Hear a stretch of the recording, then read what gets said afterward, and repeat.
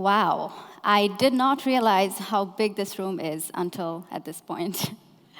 Hello, everybody. My name is Shomy Chowdhury. I hope you don't forget my name. It's quite easy to remember. Shomy, like show me the money. I hope the finance people do not run away from me. I am a water, sanitation, and hygiene WASH activist. This morning, we had seen a number of keynotes, very informative ones. In one particular keynote, we have seen a lot of numbers, a lot of stats, charts, and graphs, right? And I'm not exactly sure how much all of you feel those numbers. It's only when you put some faces into those numbers is when things seem to feel real. I did not plan to become a WASH activist. 9 years ago, in 2014, my mother passed away from diarrhea. And when in the span of 24 hours, I lost the most important person of my life, that too, in 21st century, from a preventable disease like diarrhea, I was not only shocked and devastated, but also felt that this reality was unacceptable for me. But the shocking fact is, I come from a privileged background. I come from a well-educated family. I had access to fresh, clean drinking water. I had access to toilet. My mother knew how to wash her hands properly. Yet, this tragedy happened to my family. So I started asking questions. Why did this happen to me? Why my mother? Why my family? And when I searched about these issues, I was surprised to see that even though for me, my whole world fell apart on that day, my mother happens to be a very tiny drop in this ocean of people who are dying every day from preventable diseases like diarrhea linked to water, sanitation, and hygiene. I didn't want anyone else to go through that pain. I didn't want anyone else to be haunted by this regret that I still suffer every day. So I decided to step up and take action. I decided to turn my pain into my passion and channel this newfound awareness into action.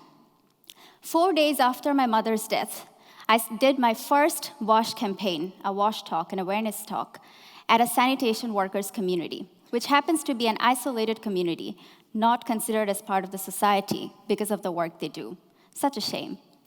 But I thought that they are the ones who need to know about water, sanitation, hygiene, menstrual hygiene, water filtration, and so on first. And when I was doing that project, even though the pain was very new for me, very raw, and it was very hard for me to actually go up on stage and talk in front of all these people and share my story, it was also a moment of reflection for me. I realized the incredible power of storytelling. I realized how people can connect with each other through stories way more than through numbers and stats. And that is when I decided to become a WASH activist. A few months later, I met my best friend Rijvi, and together we co-founded Awareness 360, which today is a global nonprofit that is working to empower hundreds and thousands of young people across more than 40+ countries around the world, particularly in the global south, to become activists of different causes that they care about, just like I did about WASH. And when I started working in the WASH space, coming from a patriarchal country like Bangladesh, where patriarchy is deeply embedded in our mindset, in our culture, in our thinking, even without us realizing it, I have seen how gender inequality greatly persists, even in the WASH sector.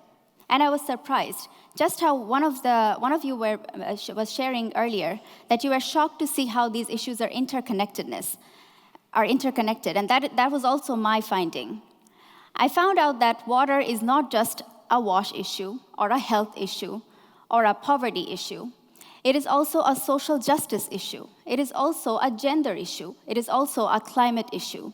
So I think it is great that we have come here together at this symposium to connect all of these systems and really understand how truly interconnected all these components are, and how intersectoral all these things can be, and how our impact of our everyday action can have a multifaceted impact in this world.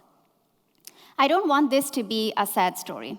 I want you to realize what I have done through Awareness 360, and that is a living proof of how young people, if given the right resources, and if they're empowered with the right skills, then they can change the world in many ways.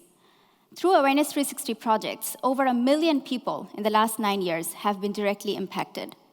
And with the privilege that I have, working with young people every day, I have seen how they have been at the forefront of challenges, not only in the present day, but also in the past. So when we talk about collaboration, I think it's important for us to count young people as an active collaborator, not as a recipient of our interventions, not as a beneficiary. It is time to stop tokenizing young people. We are often invited to different spaces, which is also a challenge, which is also quite inaccessible most times. But when we are invited to these spaces, we are asked for our opinion, we're asked to share our experiences. But once we go back to our home communities and countries and organizations, there is no follow-up on those conversations. And I know that this symposium will be different. This symposium is not just any other conference where we only talk about collaboration. I hope that when today you leave this room, you will interact with at least one of the young sprinters. Can I see a shout out of the sprinters? Show of hands. There they are. Interact with them, talk with them. We tend to homogenize young people as one group, as if we are just one box to tick. But we are so much more than that. Young people are more than activists. Young people are more than just troublemakers. Young people are more than just those who organize protests and mobilize more people. We are so much more than that. We can contribute in policy discussions. Young people are researchers. Young people are scientists, engineers, and so much more. So use us, utilize us. We are an untapped resource. So it is important that when we talk about collaboration in all across these different sectors and our, as systems leaders, we involve young people. Instead of using them as a token, we really consult with them, utilize them, engage them meaningfully. So my challenge to you in the next 2 days, as you design different outcomes post this symposium, when we go back to our own countries and communities, will you be able to meaningfully engage young people across your different action plans? Thank you.